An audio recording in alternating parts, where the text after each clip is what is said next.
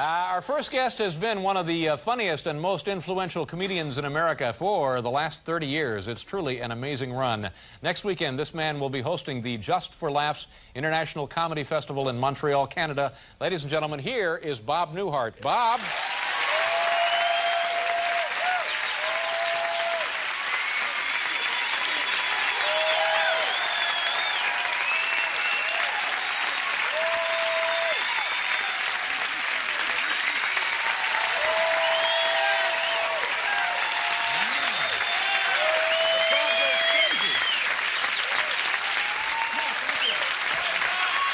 Great to see you.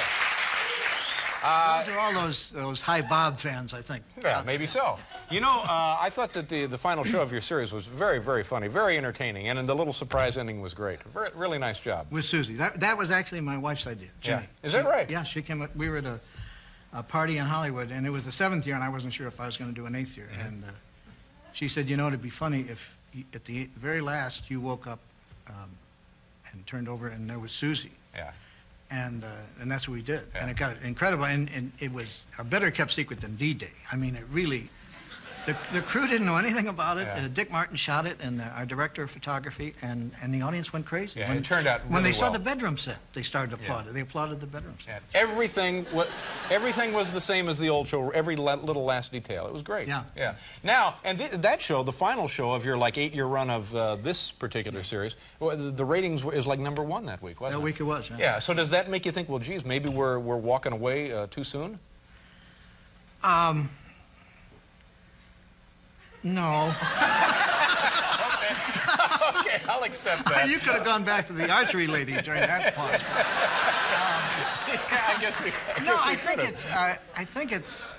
Time to go. I think it was time to go. Yeah. It felt right to you. It felt right. I would rather go off a year too early than a year too late. Yeah. It's too late for us on that count.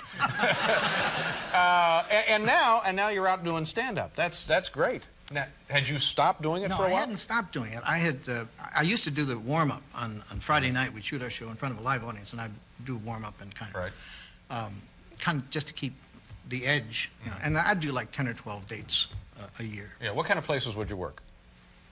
I worked Omaha. I did a week in Omaha. For the whole city. Yeah, and it was really very nice. And I do Chicago a lot. I do club dates. Do you work like Atlantic City and Reno and Las Vegas and those places? No, I haven't worked Las Vegas in about 8 years. About 8 years. Is it something you'll be going back to? Possibly. All right. Now, when you do your warm-ups, your weekly warm-ups, and the stand-up around the country and stuff, do you have to? Are you using material that you've had in your file for a long time? Do you keep updating it? Do you have new material coming in? Do you work with writers? What's the process here? The most fun. You do some of the. I would do like the Submarine Commander. You know, some nights for just because I felt like it. You know. The Submarine Commander. The Submarine Commander. Yeah.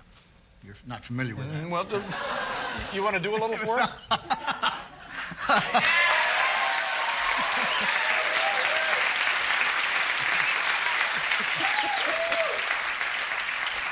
A cheap way of getting a routine out of a No, I'm curious. There is one part. It's a man who has obviously, it's like the Peter Principle. He's been promoted possibly 2 positions above where he really should function. Yeah. And he's a commander of this unfortunate submarine, which has a disastrous trip, largely due to him. And they're just about to service, and he's recounting this to the men, congratulating them. And he says, I want to congratulate you men on the precision and teamwork you displayed in cutting a full 2 minutes off the previous record of 4 minutes and 29 seconds. I certainly, in no way mean to slight the contribution made by the men we had to leave on deck. I think they in no small way had an awful lot to do with the 2 minutes we cut off the record, and I don't think any of us will soon forget their somewhat stunned expressions as we watched them through the periscope. So that was the Submarine Commander. Submarine. Very funny.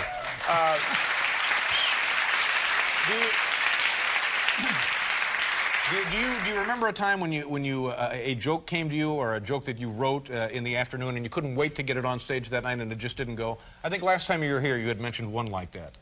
I mentioned... something about Mars, a life on Mars. Oh, there was during the radio show, I did a radio show with another guy, Ed Gallagher, and we did a lot of those. Yeah. It just didn't work.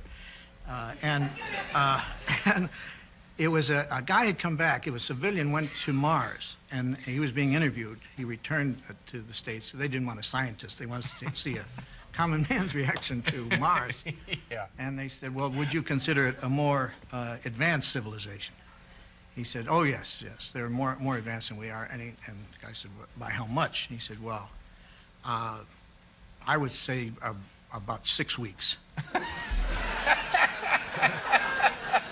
Because I remember they had those disposable razors up there, and we didn't get them for like 6 weeks, 2 months. Another month and a half. So of course they would be a little more advanced.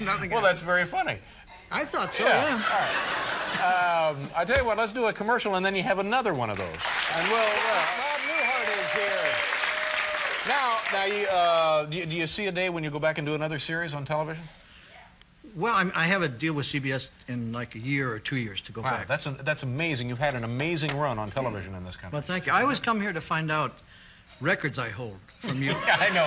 Because I wasn't aware of them. No, I think the one that I was talking to you about last time, you had a hit television series on in like 3 consecutive decades. It was like 60s, 70s, and 80s.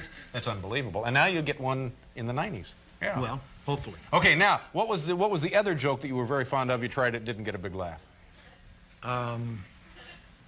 What was it? Something about a guy in 626. Oh, it was the General Chariot. I always loved this. Again, it never got a reaction.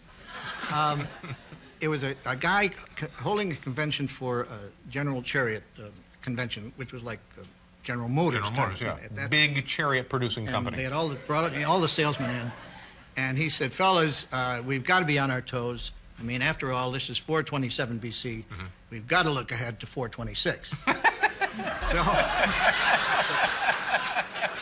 That's kind of cute, though. I like that, yeah. Do you... It's the kind they laugh in the car going home at. You know,